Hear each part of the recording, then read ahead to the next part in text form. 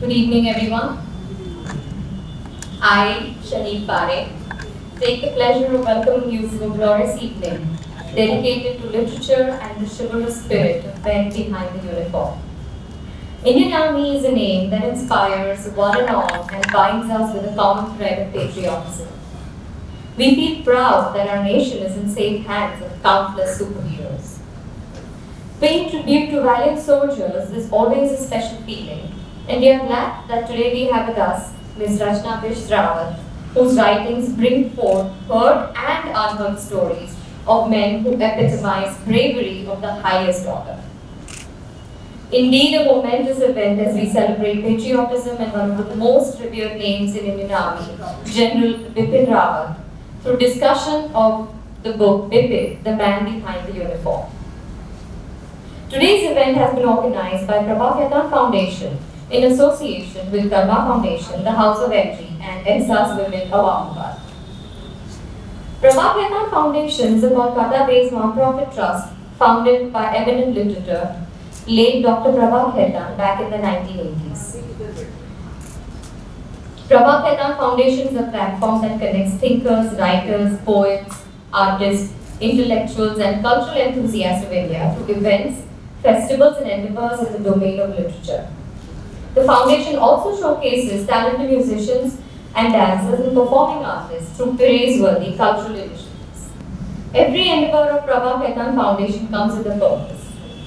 Today's event, the Write Circle, is one such which connects writers to a discerning audience.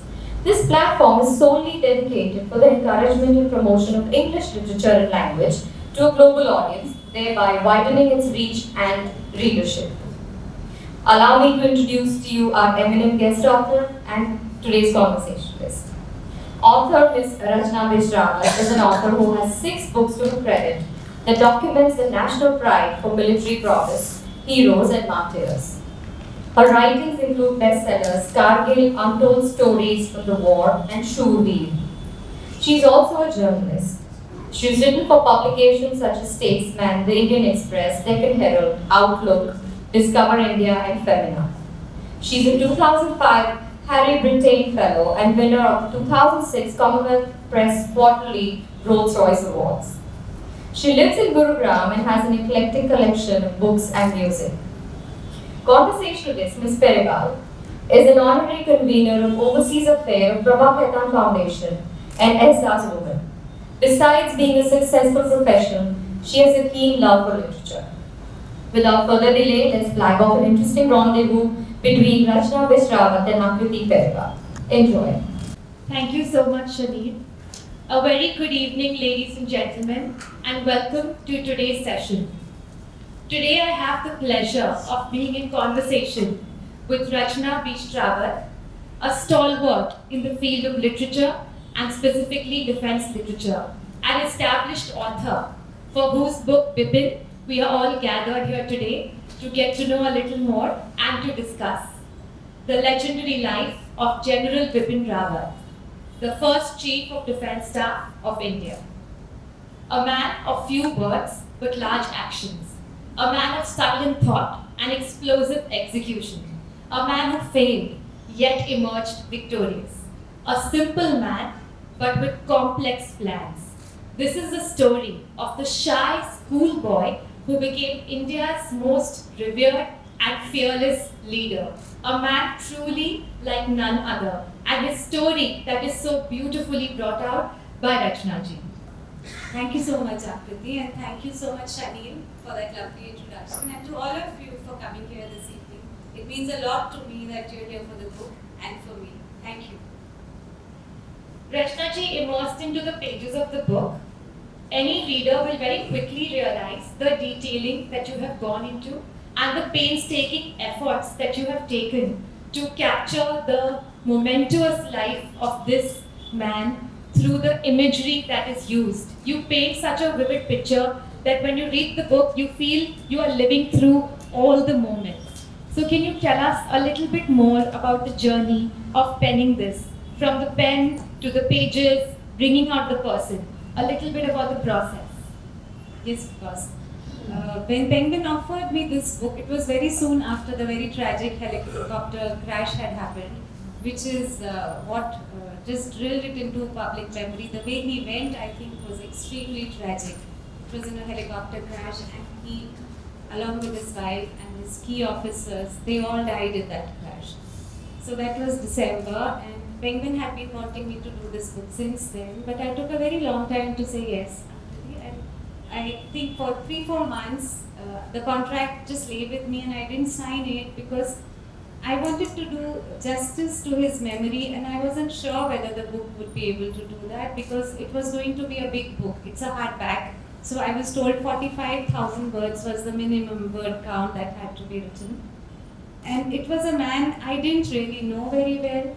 He was a man who had been in a lot of controversies within the forces more than outside. I think outside people really loved him, but within the forces there were mixed views, and I had heard those because I'm married to an army officer, and I come from the family. So I thought to do a book on him, which would involve writing 45,000 words. I had to like him as a person first. So I took appointments with his daughter, with his best friend, General Rakesh Sharma, who lives in Delhi. And I thought I would first do those interviews, see his reasoning behind a lot of decisions that he had taken which were not very popular within the army. And if I understood those reasons and he still appealed to me as a person, I would do the book.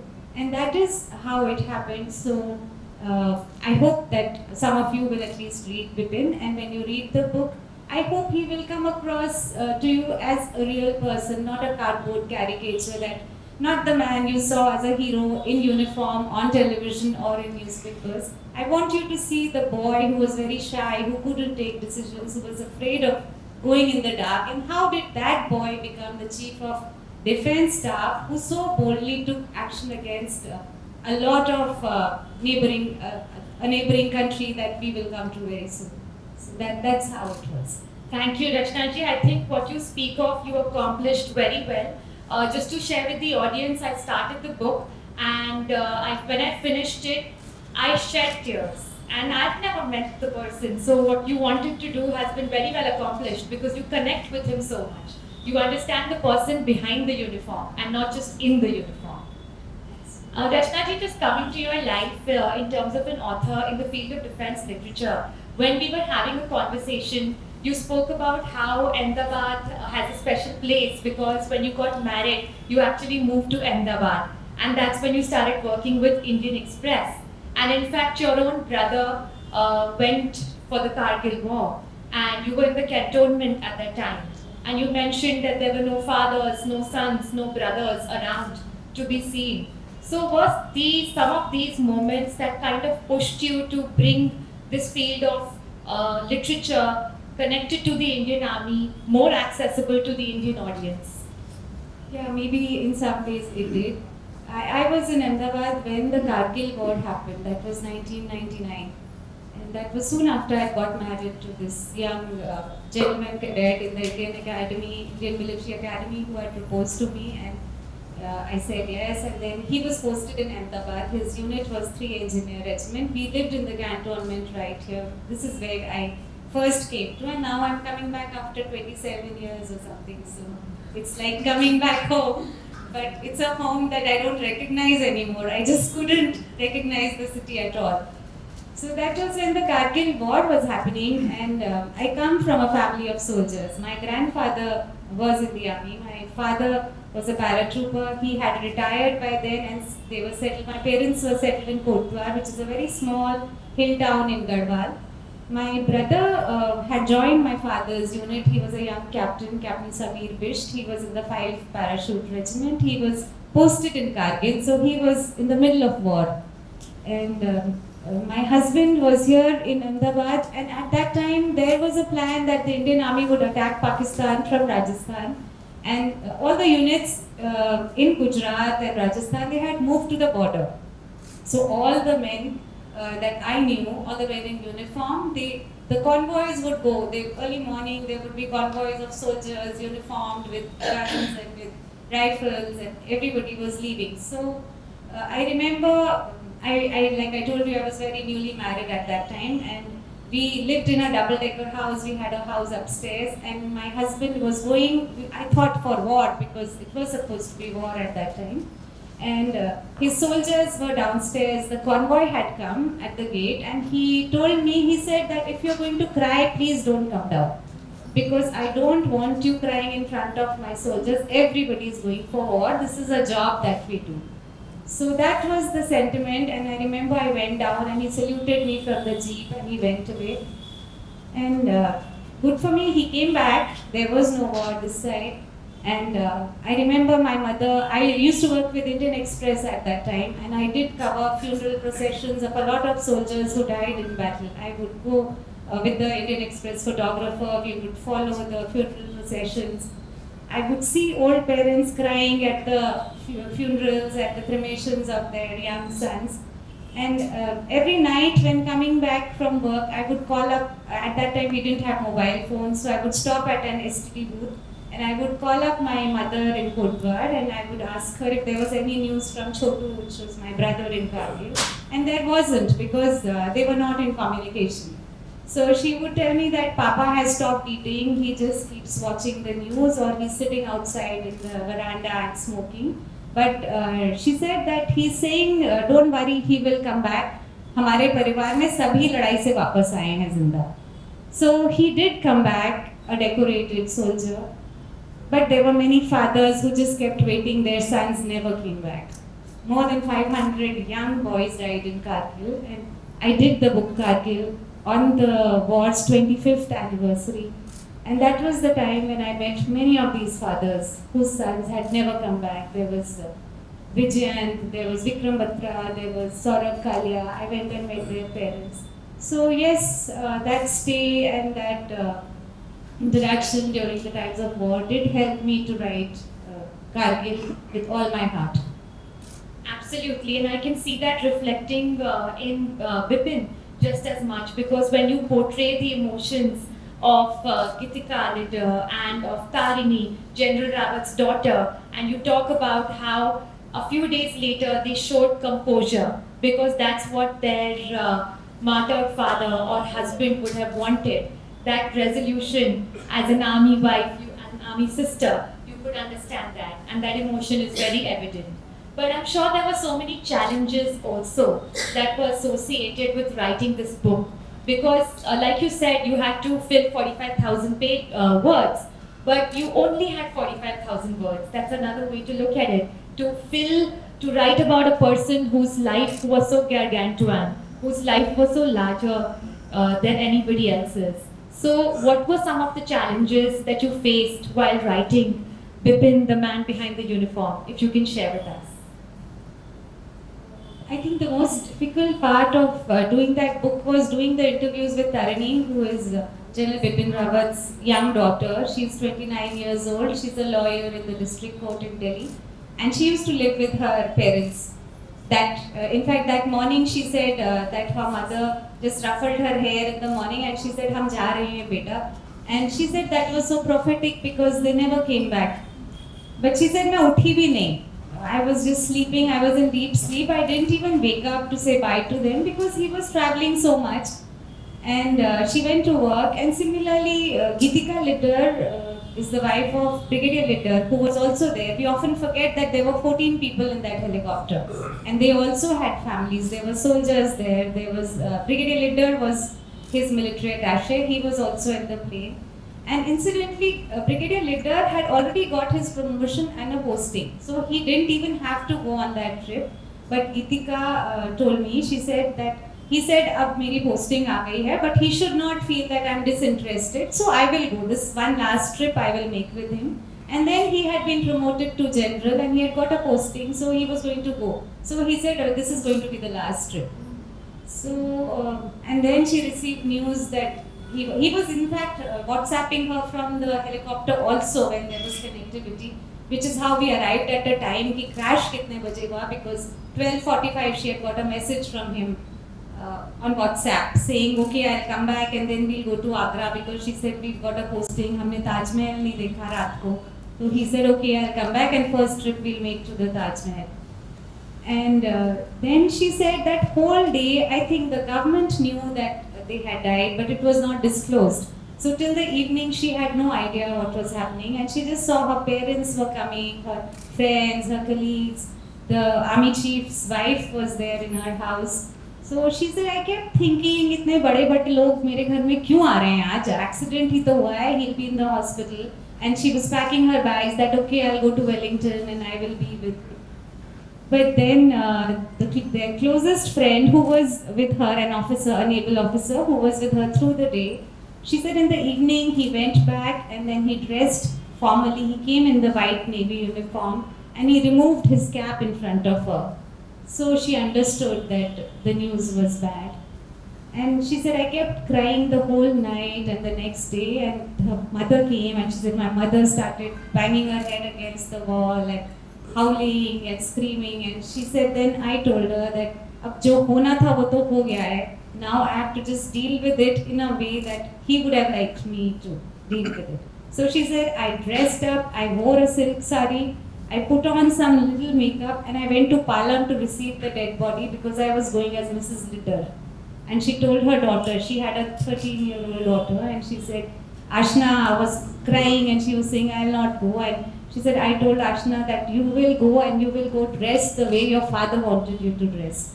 So they both went, and it was remarkable composure that was seen. If you watched them on television, it was the same for them, it was the same for Tarini. I was very amazed, but doing those interviews was the most difficult part of the book. I can imagine, and when we read about it, that does come across very well. The emotion is really felt.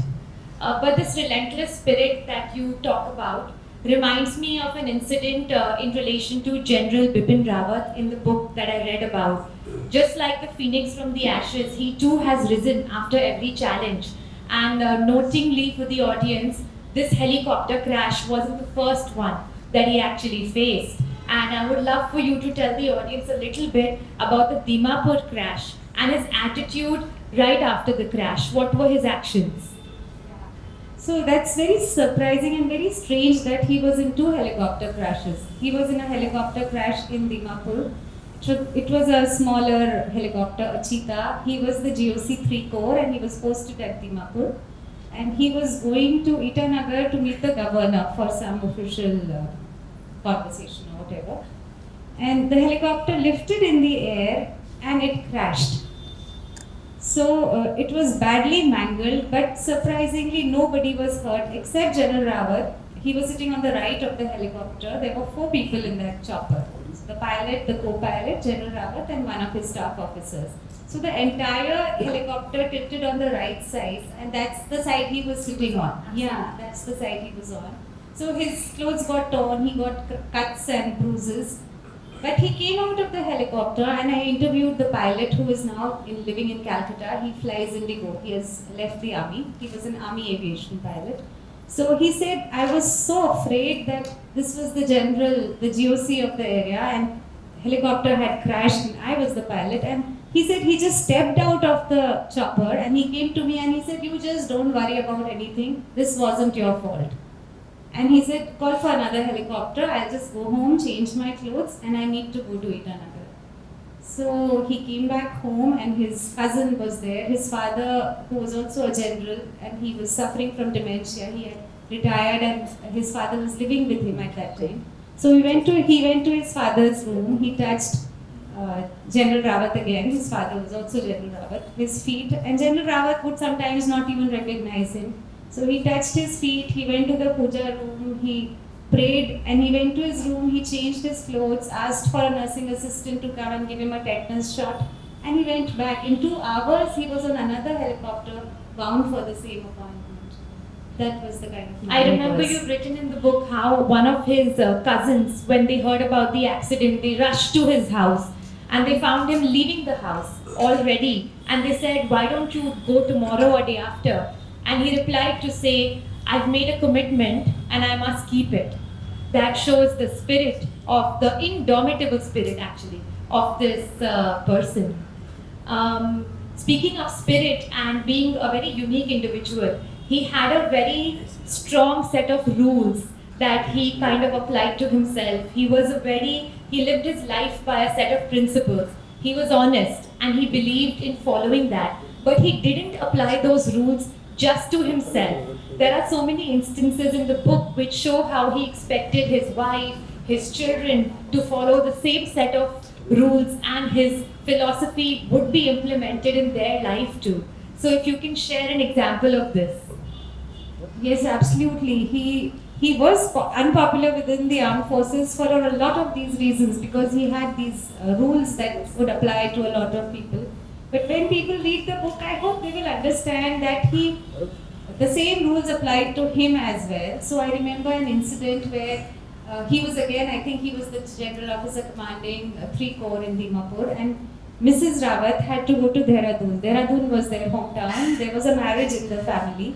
So she called up an officer who happened to be related to them, and she told him that I have to come to Dehradun. Will I get a place in the mess? So he said, yes, of course. You're a general's wife. You will get a place in any mess. So he booked a room for her, and he also told her, we'll give you a vehicle that will pick you up from the railway station. So when he heard of this, he was so angry that she had to call up that cousin again and tell him, please cancel that room and cancel that vehicle, because Bipin is getting angry and he's saying that you're going for a personal function, you cannot use army facilities.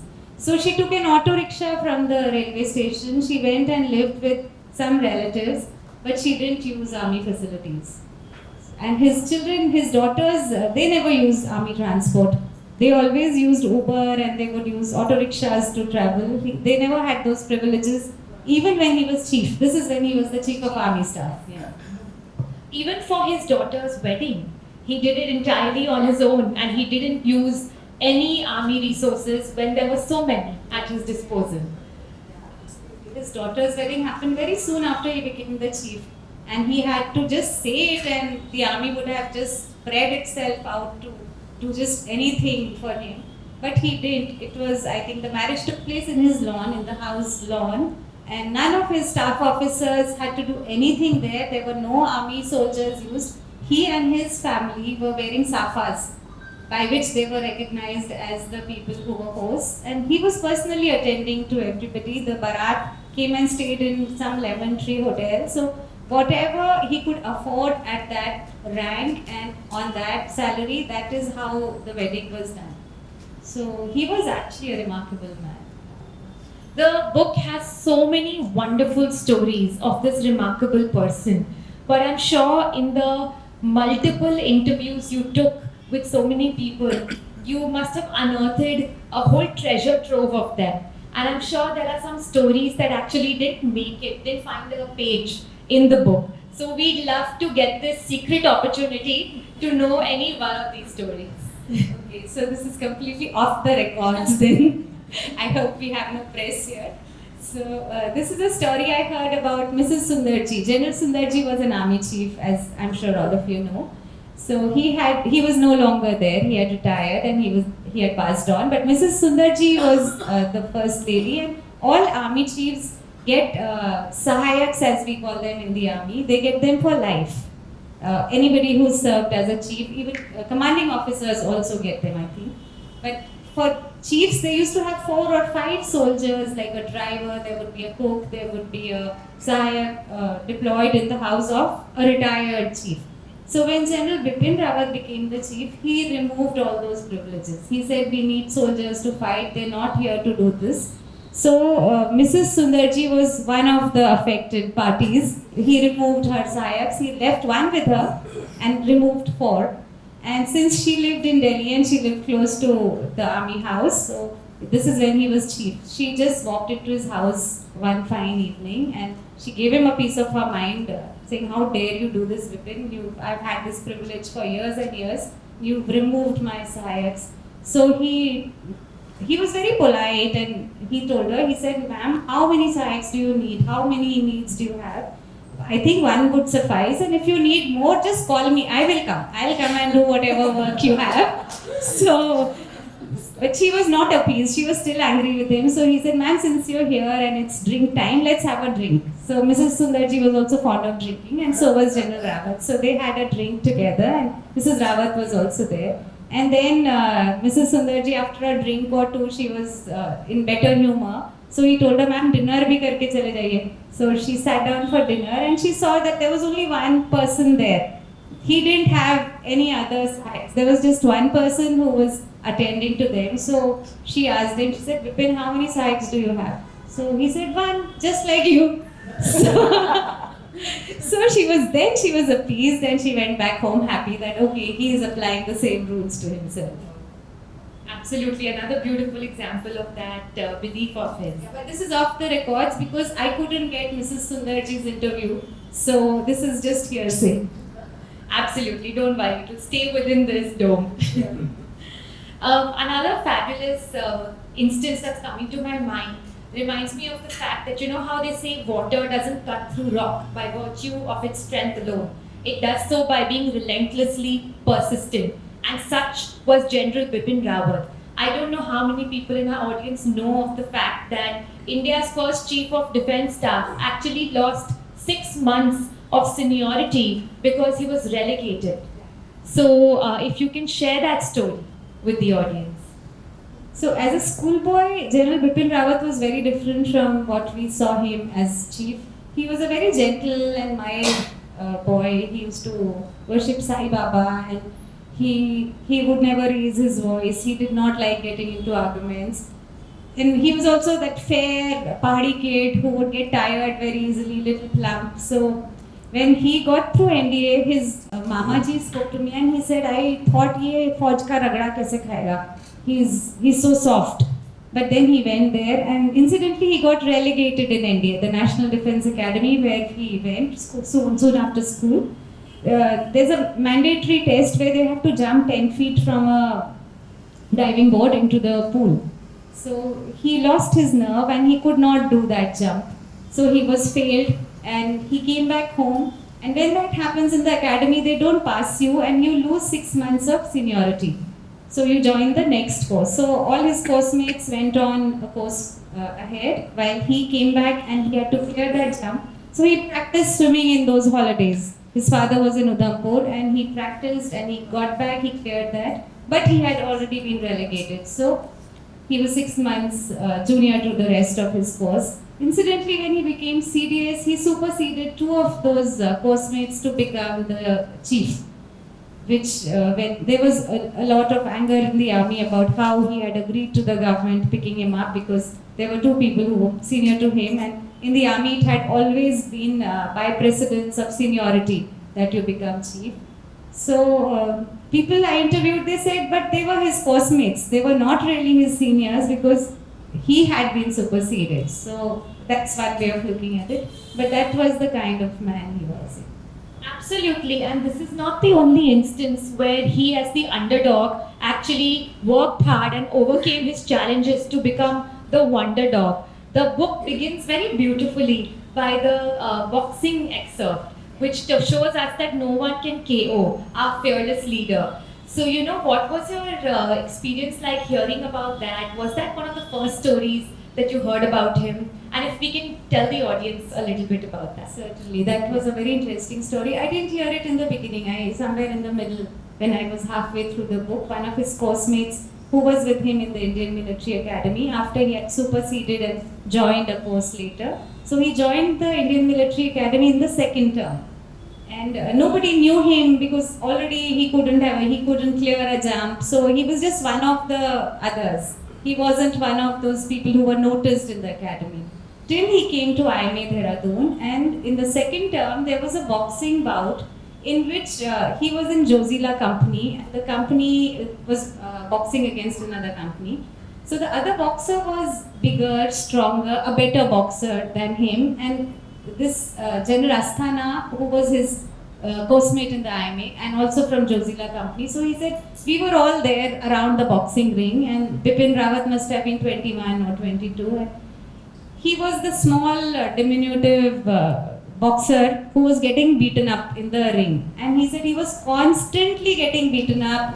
His nose was bleeding, he was bleeding from the mouth, he was falling. And he said, all of us, he was from our company, but we thought he to har hi raha hai. So people were telling him, okay, Bipin ho gaya, wapas aaja. You played well, come back.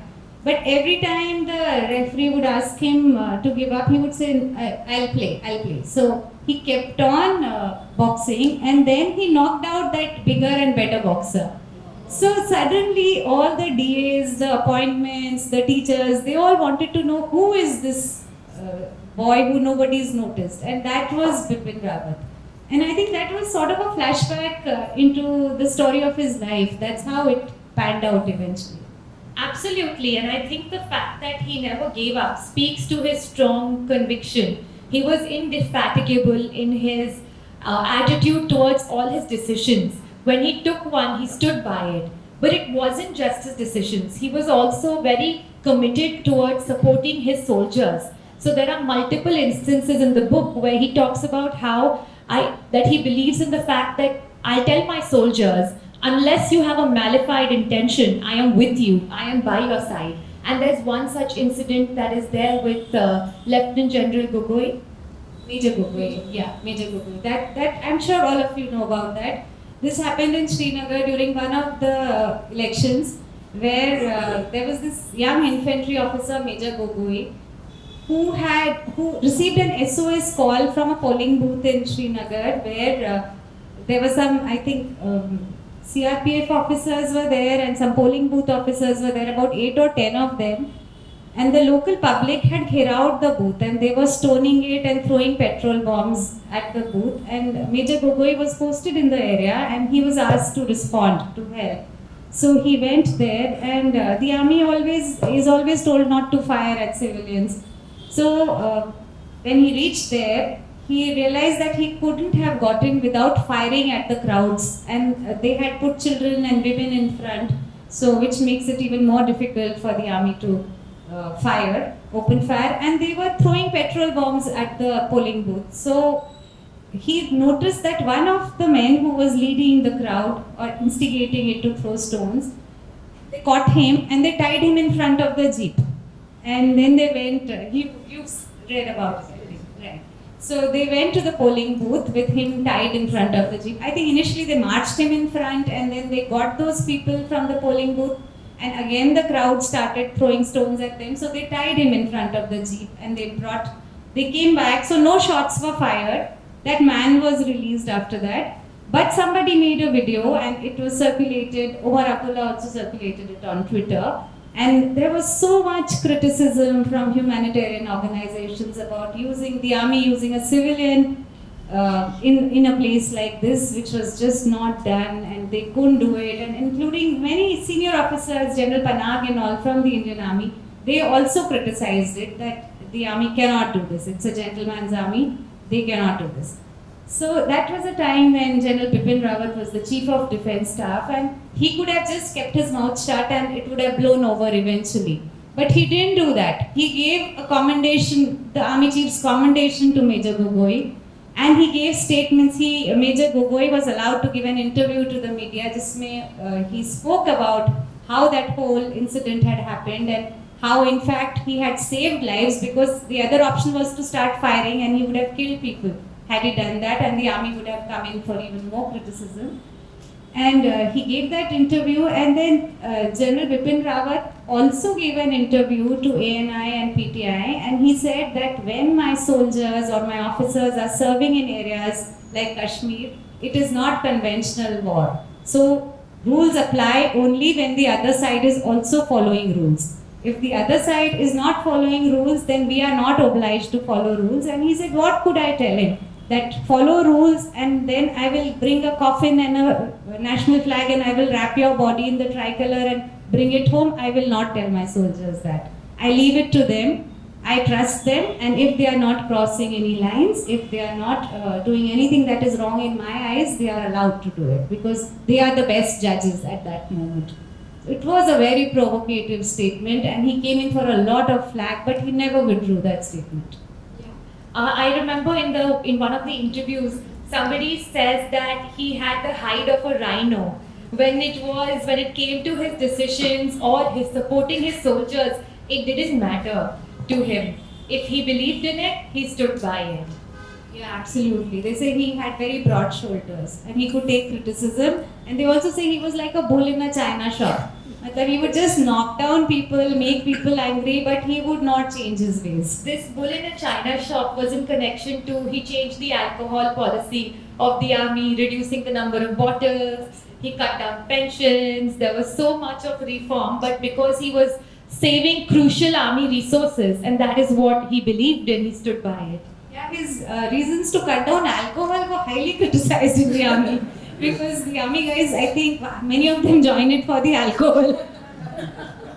So he cut that down drastically. I don't know from how much to how much he did it. From some 11 bottles. 10 to 4. 10 to 10 4. So he said 10, that's per month, right? Per month. So he said that if you are buying 10 bottles of liquor from the CSD canteen every month, it means you are an alcoholic.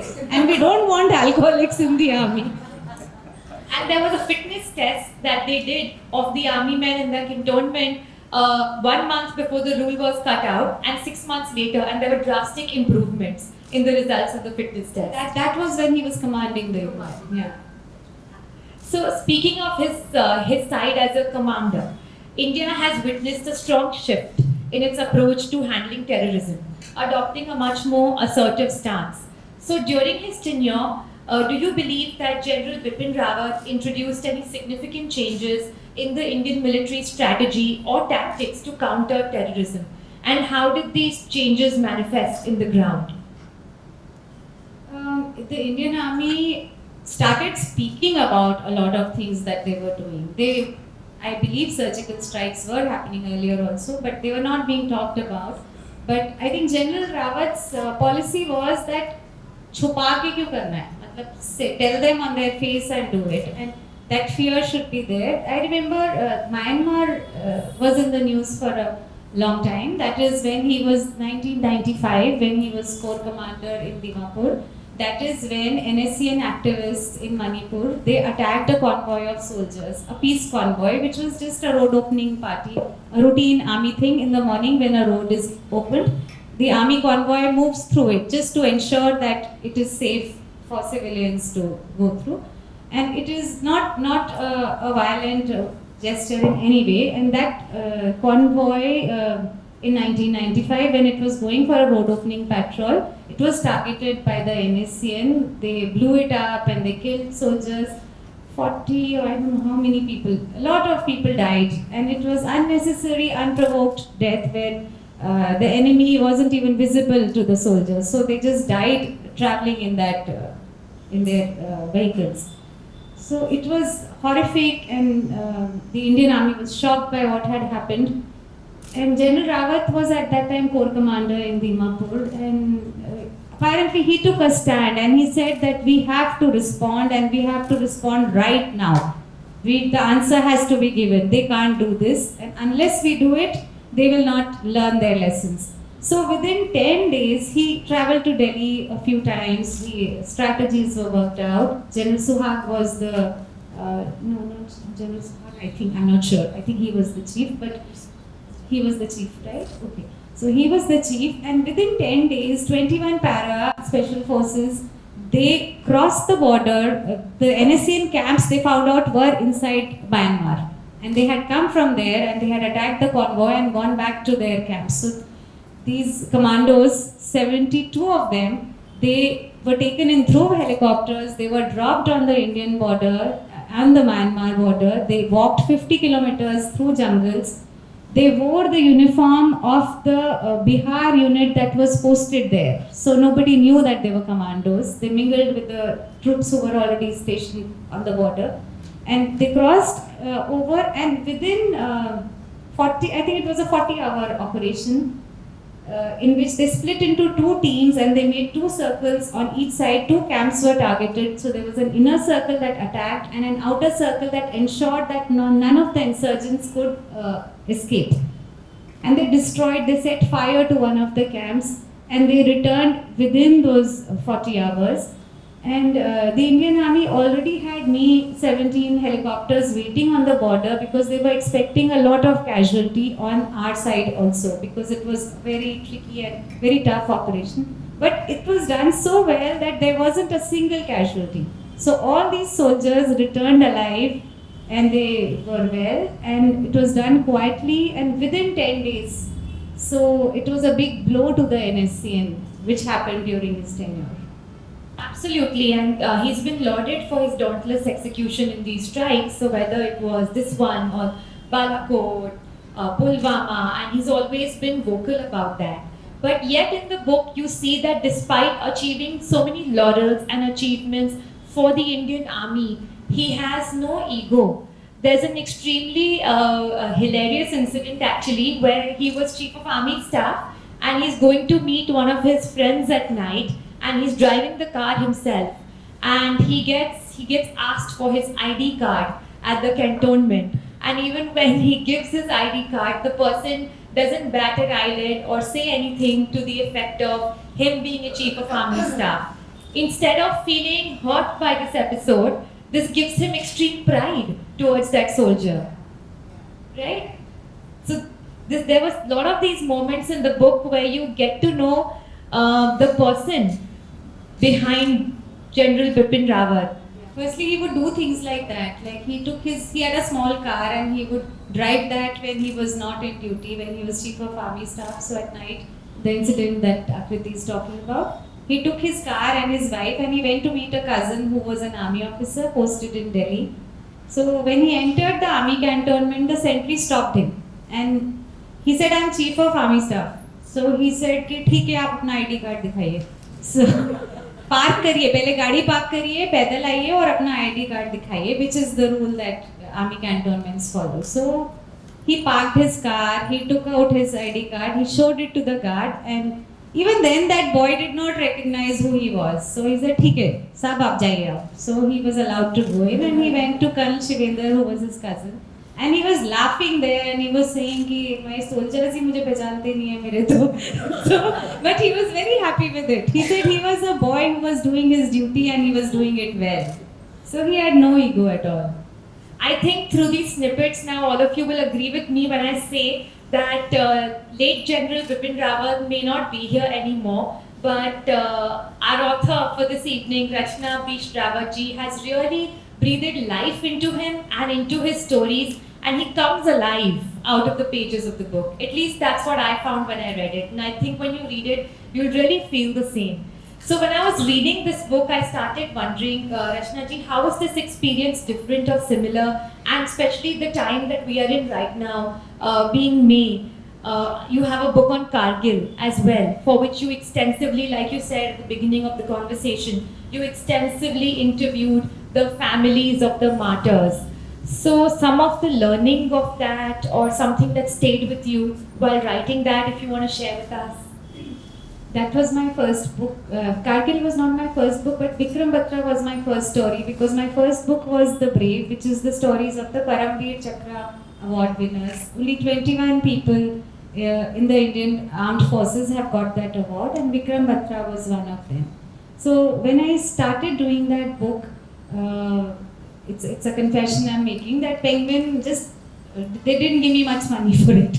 And it was my first book, so I was very happy that I was getting an opportunity to write it. And Penguin told me, "Oh, just Google, and it's supposed to be just case studies of the 21 PVCs. So you check Wikipedia and you see what's available, and it's supposed to be a book like that." So that's how I was planning to do it, till I got a call from Mr. Batra, Girdhari Lal Batra. He was Vikram Batra's father. I don't know how he found out that I was doing this book.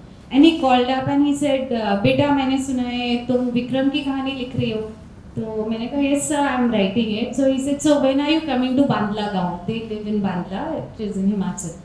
So I had no intention of going to Bandla गाँव. So I told him that, "Sir, मैं तो बहुत busy हूँ, I will not be able to come. I'll interview you on the phone."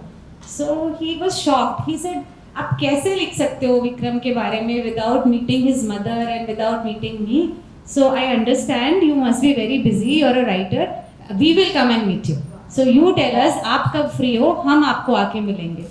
And I was so ashamed of myself that they had given their son to the nation and I wasn't willing to make that little effort. So I think that was a defining moment when I decided that every story I was going to go and meet people, do those interviews. So I booked a ticket to Palampur, then I took a taxi to Bandla Gaon, and I another thing I discovered was in the big cities we don't know our heroes. But when I went to Palampur, Mr. Batra had told me that आप taxi वाले को बोल देना विक्रम बत्रा के घर ले जाना है. So I couldn't believe it. So I told him, sir, please send me your address. So he sent me the address. So when I took a taxi, I told him I have to go to Captain Vikram Batra's house, and I was trying to read out the address. He said, I know the address. सबको पता है. And that was so amazing because we went to the village. He knew the village. He did not know the house, and everybody in that village knew. So we could just ask a school girl, tailor की दुकान पे, beauty कोई वो beauty product shop, दूध वाला है, anybody who asks Vikram Batra का घर कहाँ है, they will just say, oh, यहाँ से दाएं मुड़ जाओ, यहाँ से बाएं मुड़ जाओ. So the whole village knows that man is a hero for his village. We know him now that Shahenshah has come out, but that is true for all our heroes. That in the small towns and villages people remember them, but in the big cities we don't. So that was a learning. Then Saurabh Kalia and Vikram Batra's mother. When I stayed with them, I interviewed them, and she told me that she had twins, Love and Kush. So she had daughters, and then she said, I wanted a son, and I prayed to God that I want to have a son, and she said, I had twins. So she said, जब बच्चे हुए थे तो मैं सोचती थी कि मैंने तो एक ही बेटा मांगा था, भगवान ने मुझे दो क्यों दे दिए. So she said that when Vikram died in battle, I realized that one was for the country and one was for me. So it is so amazing the kind of sentiment that those people have. It was a big learning. Absolutely. I think that goes to the saying that a flag doesn't fly because of the wind that's moving it. It flies because of the life that the martyred soldiers have breathed to give that wind to the flag. I think all the books, Rachna ji, that you've written are a gift to India and for generations to come, for people to understand the life, the emotion, the sentiment, the people behind, and the sacrifice behind all that goes into keeping all of us safe. So thank you very much. I'm sure the audience is bursting to ask questions. So before I hand it over to the audience, just one last thing to say, that really this book showcased how remarkable of a legendary leader we have lost, who had the most razor-sharp focus and the diligence to implement all his plans, convert them into action. And these stories are brought about in the most connectable, beautiful manner in the book. And so I urge you all, I really think this has been one of the most touching reads for me. I think you'll feel the same. Now we'll open it up, Rachna, to the audience for questions. So do you think so that Bharat Ratna is also eligible for the army person? And the second question is that army given the supreme sacrifice for our country. So it is my own opinion that any of the celebrity has to wrap in another cloth, but not in the not in the national flag, because it is a brave heart. It is for the brave heart soldier. So I need your opinion. I didn't understand the second question, sir. Army given the supreme sacrifice for our country. Many of the celebrity wrapped in the national flag, but I think so that they must not need to wrap in national flag. Instead of that, the national flag is only for the brave heart soldier. So is it need to restrict this thing? Really don't know. I think national flag belongs to all of us because it is our country and our flag. But yes, we can't compare the sacrifice that young boys and young soldiers make in war to anything else, the contribution made by anybody else in the country. So I really can't comment on that. But yeah, they stand much higher in my eyes. Much higher. And what about the Bharat Ratna award is to be eligible for army persons? I think the army already has its own awards, and in a way, army has been kept away from the rest of us, and maybe it works for the better because that's how they. If we look at anybody in respect in this present day environment, I think it is the defense forces. Yes. Everybody else seems to have fallen in our eyes. So maybe just keeping them segregated and on their own has helped maintain that. So I'm fine with that. I have no problems with that. You know, we had an opportunity to travel to the Kargil and the nearby border areas, including the Dras War Memorial. And in my view, Dras War Memorial is laid. I mean, if any there is any place in India one should go and see, that is the place, because the whole, the war and the sacrifices come alive and right in front of you, so Absolutely, absolutely. I've also been there. Yeah. Very touching. so That's a pilgrimage I think all of us should make. absolutely. I have a question. I think Balakot was mentioned, and if we Google Balakot, all sorts of stories are there. Wikipedia only gives you a feeling that it was, yeah. So would you be writing a book about it, or what can you tell us? No, absolutely not. I have no intention of writing a book about Balakot or any other operations. In fact, I was just telling Akriti, possibly not even about the Indian Army. They are very thrilling books and very emotionally harrowing. So I think I need a break. And Balakot, yes, you're right. There's so much controversy about Balakot that anybody who writes a book about it has to do some very good research. I thought that there would have been some conspiracy behind this helicopter crash. Can you throw some light on that? Or is When I started doing the book, that was also there in my mind. So yes. I did ask everybody I met Yeah, whether yeah. they suspected a conspiracy, but Yeah. either it's been guarded very well, if at all there was one, but nobody, including General Malik, I also discussed it with General Ved Prakash Malik, Right. and he also said, no, it was just error. And I also asked the helicopter pilot who was in the first crash if he thought that was possible, and he also told me, he said that what happens when you're flying helicopters is that you're using your eyes and your senses to fly, and suddenly if there's a cloud cover, you have to revert to instruments because you no longer can see anything or hear anything. And he says that he told me it takes a few minutes for a person to switch from natural senses to instruments. And he told me that possibly that was the time when the crash happened, because by the time it was called the milk route, which means that they would do it every day. So it was supposed to be a very easy flight, nothing difficult about it. And also the pilot who was flying them, he had done it multiple times. And he was their best pilot. Of course, he was the CDS, so they had picked the best for him. So he says it's just unfortunate. It's possibly that the clouds came in, and because he was such an experienced pilot, he did not turn back. If it was a less experienced man, he might have just said, oh, let's turn back. True. But because he had done it so many times, Yeah. he thought it so easy that he was so sure about what his eyes were showing him, and then suddenly he couldn't see anything and he had to switch to instruments. That was what he told me. So Probably he was overconfident. possibly. Yeah, but more so you think like that because the time when it happened, Bipin Rawat was in a lot of controversial things happening around. Right. So Right. He was in controversies all the time. That was the kind of man he was. Yeah. But I would like to not believe that because of whatever interviews I did, and they were across the board. So nobody hinted at that. Thank you. Thank you. Thank you. Yes, sir. Hello.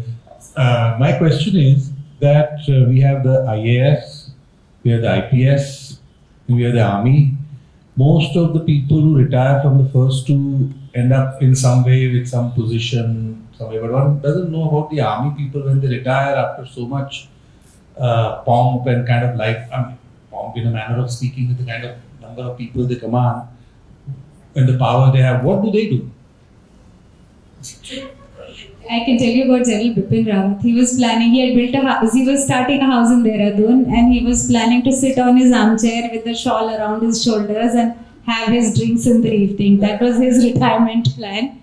But a lot of army officers become governors, or they open up security agencies, or they join the corporate in man management, because it's supposed to be a skill, a highly qualified thing that they develop, because they are managing men with rifles who know how to kill. So managing those kind of men needs skill, and that's why they feel that people like that can fit in very well where man management is considered in corporates maybe. Even beyond a certain rank.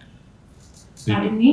Even after reaching a certain rank, they still would do that. Is it? If they reach a certain rank, then many of them become governors. I've seen them becoming governors of states or advisors or things like that. So, like, since you have met so many heroes and met their families, children, what is the, takeaway in terms of their children? Are the families healthy, or are they broken apart after this trauma? And does it leave, if there's some healthy, the parents have retired, died a natural death, that's a normal routine. But if something bad happens, do the kids have some pain, like they become averse to these things, or they have that spirit still in them? And what can we do as normal citizens to contribute towards those kind of scenarios? So when I started doing PVC, the first book, that is exactly what I also had in my mind, that somebody's 20-year-old son or 24-year-old son or a young husband or a young father, he goes to war and he dies there, and we give them medals. So would a medal make up for a person, a living person, a child they've nurtured through life, or a father who will never be there now again in their parent-teacher meets, or a wife who will have to go to the bank, to the post office, to the vegetable market alone all her life? And what does she have? She has a medal to show for that, and many of them don't even have that. So that's the sentiment I went with when I started doing the book. But then again, I will come to Vikram Batra's story. The young, handsome boy lost in battle and a medal. So his parents were so proud of that medal. They told me, medal dikhao, inko medal dikhao Vikram ka. And we went upstairs. They had made a museum. They had kept that Paramveer Chakra. They let me hold it in my hand. And it meant so much to them. So I think when we acknowledge an act of bravery, when we revere our soldiers, that is what matters to the families, and that is what we often forget, that these soldiers, when they went to fight, they went for us. And the price is being paid by their families. So I think any soldier who dies in war, he leaves a debt on the nation. It's a debt jo hame yaad nahi rehti, but we should be repaying it. We should be making up for that man when he's not there for his family. But they don't seem to hold that grudge at all. In fact, another story that I'd like. So there was another story I did in Kargil about this young girl who was married to a soldier. He died in Kargil. And she was 27 years old. She had twin boys, 3-year-old boys, twins the uske. And he died, or wo unpad thi, she was from the village. She hadn't even studied and all. So I interviewed her, and she told me that when I heard that my husband had died in battle, the first thought in my mind was that he used to always say that I was always a soldier, but I want my sons to become officers. So she said, I decided at that moment that both these boys are going to go to his unit as officers. And they did. One of them did. So 25th anniversary jab war ki hui thi, just 6 months before that, one of the sons joined to Rajrif, which was his unit, as an officer. His name is Hitesh, Captain Hitesh Kumar. You can Google him. And it was such a big day for the mother that the son had gone to the same unit where her husband had been, and he had died in that unit while fighting a war. So that's the sentiment. They are so generous, I feel like. Otherwise, we take so much pride in it, in that sacrifice. Hi. Congratulations, first of all. Okay, my question is, like, while you were researching and interviewing people, were there any kind of talk or, kuch aisa tha where you were in double mind that whether this is true or what I have heard and researched is true, or whether they are saying is true? You had a slightest of doubt anywhere? Yeah, that happens so many times, especially when you're doing old wars, because it's been such a long time. I've been doing wars right up from 1947, the Kashmir war and all that. So soldiers have become so old that they've Some of them have lost memories. Some of them have formed their own stories. So that often happens when you're researching war stories, that you get different versions. And then you have to just rely on diaries. War diaries are there in the unit, and then multiple versions, and tally them and use your intelligence to see which one is, which you feel is better. So I can't claim that all the stories I've done are true because I don't know myself, but they are the closest to the truth that I could get. Thank you.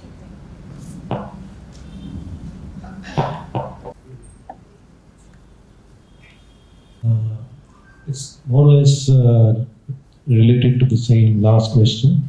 Does our army have any process wherein writers can access declassified informations, which is like, a little, one can go a little deeper into the storyline and do research, and do they have any line where they post-production kind of filter and approve your work and things like that?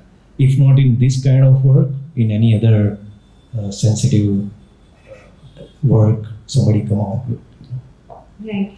Army is a very conservative organization, and they're very fussy about what you write about them, which is often detrimental because a lot of stories get lost because they'll not open their mouths and tell you those stories. So anytime you want to do a book on the army, you have to get permissions from the ADGPI, which is a department within the army. So if it's a declassified war, then it's all right. Then I could just research the archives, go to libraries. The United Services Institution in Delhi has a very good library. The history archives also have some very good material. But if I want to access war diaries which are with the units, which are written while a war is on by soldiers who are on duty, for that I need the army's permission. It's a very painful and long process. But for all classified wars or serving soldiers, those are the rules that have to be followed. So I've done that all the while. You need to submit your interview questions, your manuscripts, the final book also. And only then it is, once that clearance is received, that's how you get to publish it.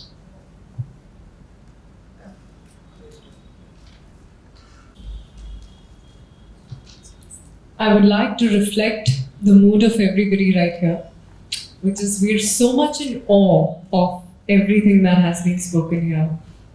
Firstly, Akriti, this was a beautiful conversation. I loved how you weaved everything in, and honestly, it's one of those most enjoyed conversations that I've heard. So a huge round of applause for Akriti. So, on behalf of Prabhakitan Foundation, I would like to express my sincere gratitude to Rachna, Bisht and Akriti Pirwal for this amazing conversation. I would like to also thank Distinguished Associate Karma Foundation, House of MG, and Ehsas Women of Ahmedabad. I take this opportunity to extend heartfelt gratitude to Shri Cement for always encouraging and appreciating the world of art. I would now like to request Arun Kaulji to please come forward and felicitate our author today.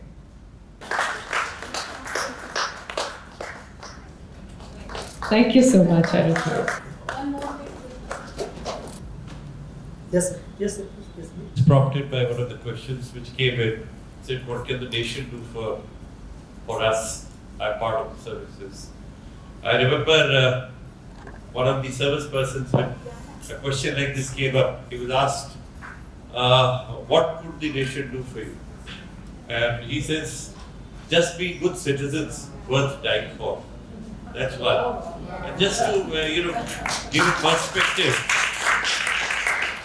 a perspective to things, the Paramveer Chakra award, the awardee gets just 8 lakh rupees per annum, which continues to be so. While the other side, when people do give their lives to terrorism, police, the Delhi government just gave 2.5 crores to the gentleman. So I think somewhere we need to, though we may not want it or require it or strive for it, because nobody in the services gives his life for want of anything. It's his duty and he's committed to that. So just take that into perspective. Thank you.